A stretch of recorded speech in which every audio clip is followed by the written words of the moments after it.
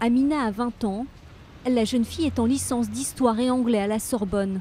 Elle porte le voile depuis 10 ans, depuis le jour de son entrée au collège. Et pour elle, pas question de le retirer pour aller en cours.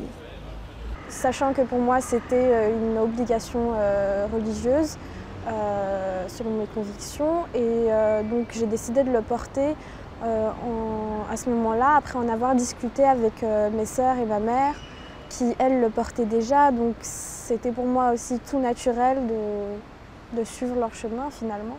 Pourtant, si Marine Le Pen ou Nicolas Dupont-Aignan étaient élus, Amina devrait retirer son voile à l'université. La jeune fille pourrait le garder si Jacques Cheminade arrivait à l'Élysée, aux conditions qu'il reste discret et qu'il ne soit pas présenté comme un acte de prosélytisme. En revanche, aucun problème pour l'étudiante si Emmanuel Macron, Jean-Luc Mélenchon, Benoît Hamon, Jean Lassalle ou Philippe Poutou arrivaient au pouvoir. Pour eux, à la fac, les étudiants sont majeurs et donc responsables.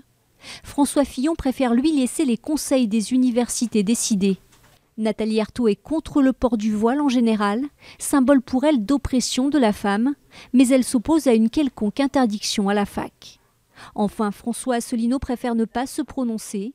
À noter que tous les candidats sont favorables au port du voile dans l'espace public, tous, sauf Marine Le Pen.